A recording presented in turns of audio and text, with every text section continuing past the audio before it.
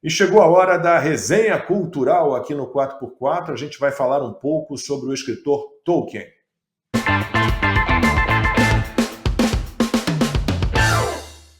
Há 133 anos, o escritor John Ronald Reuel Tolkien nasceu na África do Sul no dia 3 de janeiro de 1892.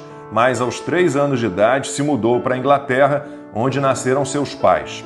Ele escreveu mais de 50 livros, entre eles O Hobbit, O Senhor dos Anéis e O Silmarillion.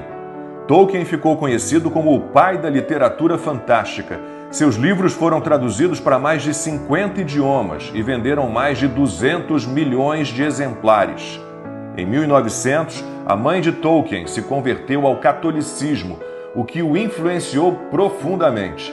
Em seus livros, ele fez muitas associações simbólicas com a religião católica e várias obras dele foram adaptadas para o cinema. Os talentos de Tolkien como escritor eram múltiplos. Sua criatividade não tinha fim.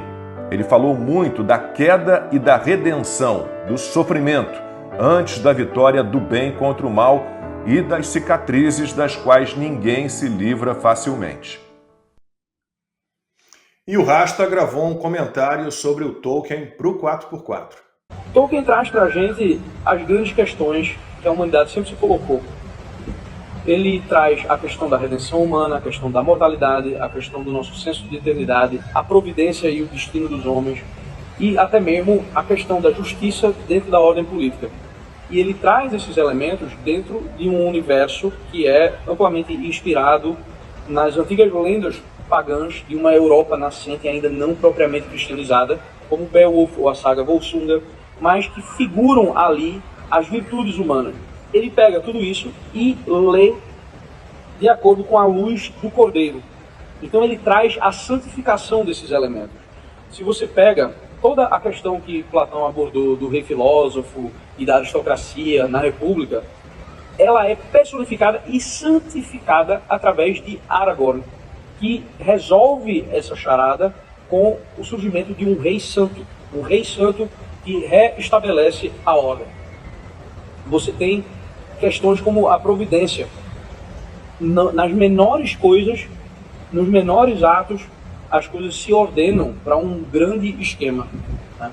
Você tem o momento crucial em que Bilbo enxerga Gollum, ele já está usando o anel, está invisível, Gollum quer matá-lo, né? É uma criatura ardilosa e traiçoeira, uma criatura que muitos de nós diriam que merece morrer, e ele, em um momento, consegue, uma certa luz chega nele, ilumina o intelecto dele, ele consegue enxergar a situação de Gollum como ela é. E ele tem um reflexo de misericórdia e não de condenação. Então ele resolve poupar a criatura. E esse pequeno ato, fez com que todo o destino da Terra-média mudasse para o bem, né? Que ele seguisse esse caminho. Sem a misericórdia de Bilbo, não haveria a destruição do Um Anel.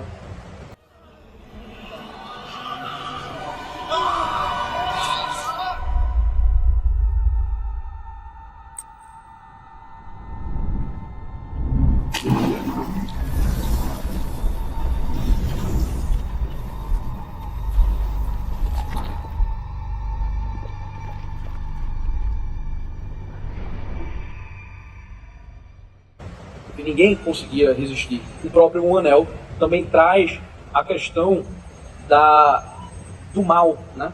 E do mal na forma do poder, né? Na forma do poder absoluto, que corrompe o coração de todos, inclusive o do próprio Frodo, que conseguiu resistir bastante ao Anel, mas não conseguiu, no final das contas, né, destruí-lo. Precisou a interferência de Gollum, tentando fazer o mal, ele terminou fazendo o bem, né? Se condenou, mas os atos que desencadearam ali mostram que tudo está ordenado para o bem. A questão da mortalidade dos homens em Tolkien, ela é amplamente debatida, porque você tem criaturas que contrastam com a mortalidade do homem, que são os elfos. Então os elfos, eles estão em casa no universo. Eles duram o tanto quanto dura o universo. É uma imortalidade imanente, não é propriamente uma imortalidade.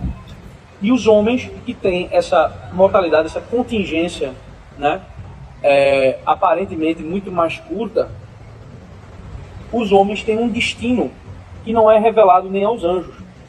As figuras angélicas no universo de Tolkien são os Valar, né?